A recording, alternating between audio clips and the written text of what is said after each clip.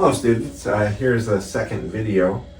I wanted to explain to you guys how to use the Riemann Sums to estimate an accumulated rate of change. This was the back side, or the second worksheet that I attached online. So let me go ahead and show you what that process is. So I'm going to work problem number 1.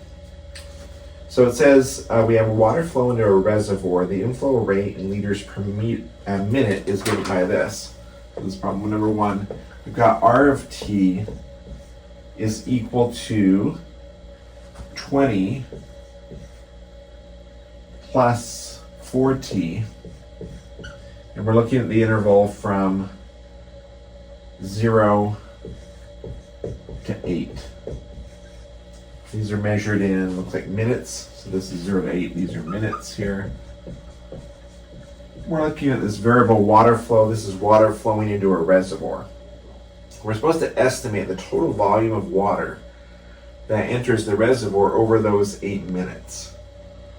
And this is how the flow rate's variable. It changes it increases by 4, liters per minute is how that rate is increasing. So again, the total flow into the reservoir. So we can start off by estimating this. I've got a value of t, I've got a value of r of t, and we're asked to estimate this with just 2 rectangles to start. So we go evaluate at 0. Now let's see, I've got this interval as 8. I'm going to do 2 rectangles, so 8 divided by 2 gives me a spacing of 4. So I'll go 0, 4, and 8. So I go ahead and calculate my values here. So plug in 0, I get out 20. I plug in 4, I get out 36. I plug in 8, and I get out 52.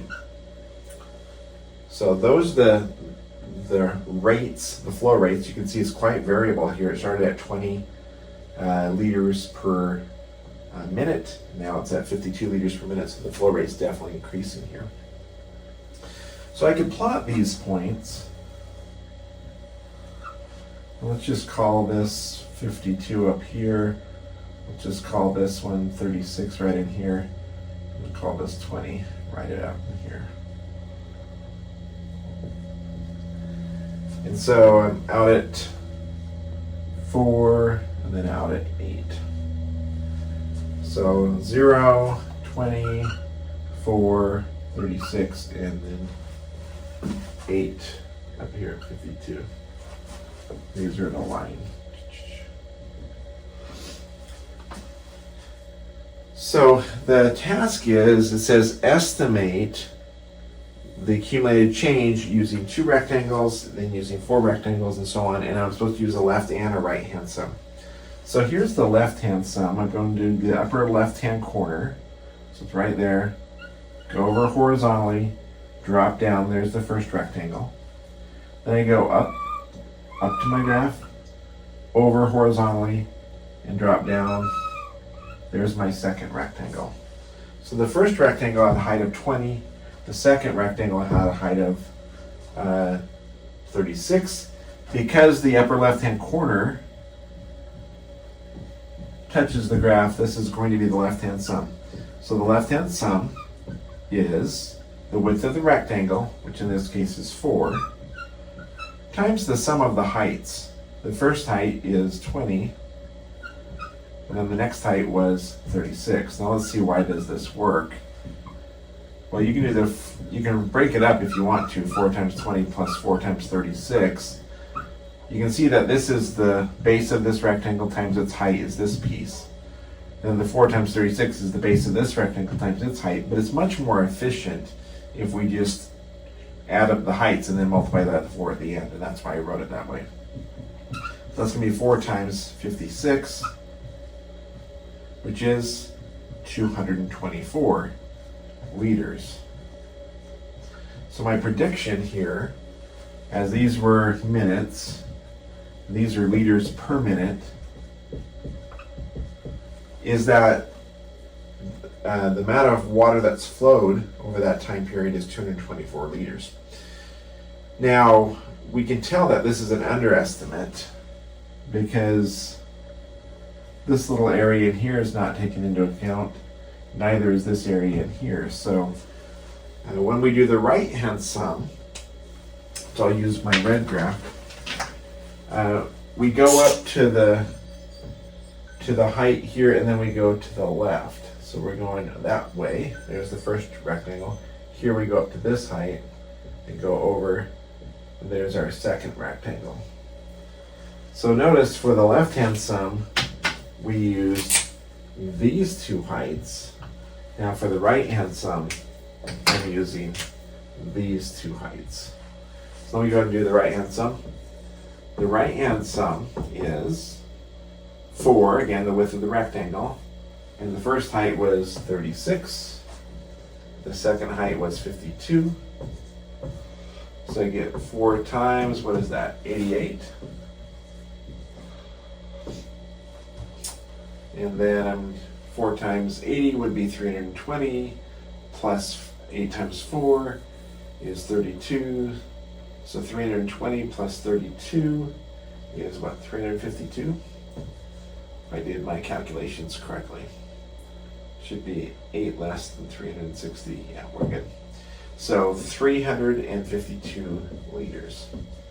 So my estimation is that the amount of water that flowed over that 8-minute period was somewhere between 224 liters and 352 liters. I could choose to average those to get a better estimate. If I add these together, what do I get? I get 576 all over 2, which is 288 liters. So that's my estimate overall. I knew it's somewhere in this range. If I average them out, I got the 288 liters. So this was the calculation with using 2 rectangles. Well, if I wanted to use 4 rectangles, what would I do? Well, think about it. We broke this into chunks there. If I want to use 4, I'll break it into smaller chunks there. 2, and then another 6 here. 1, 2, 3, 4. We can see we can create the 4 rectangles that way. So again, I'm going to create a table of values here. I've already got these values. I really only need to plug in these intermediate values, the 1 and 2 and 6. Let's squeeze those in there. And I'll be able to use the same sort of thing to do the calculation. So I plug in 2 into my function, I get 28. I plug in 6 up there, I get 2444.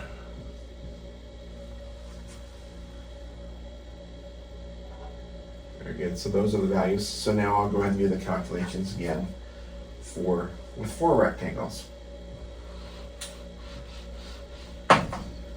The left-hand sum is going to be, well, the width of the rectangle is now 2, and then I add up the heights.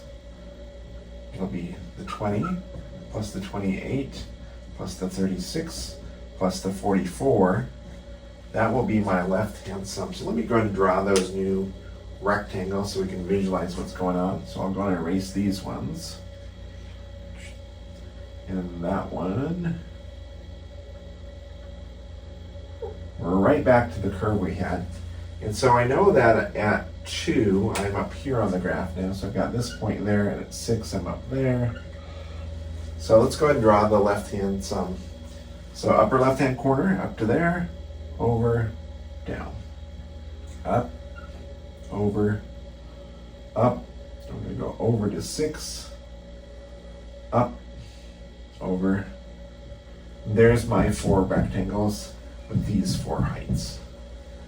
So we get 2 times, all right, what do we got here? These 2 added together are 64. These 2 added together are 64, so all together you got 128. And so what is that, 256? So my left-hand estimate is 256 liters with those 4 rectangles. Now if I'm going to go on to the right hand sum, I'll come back over here.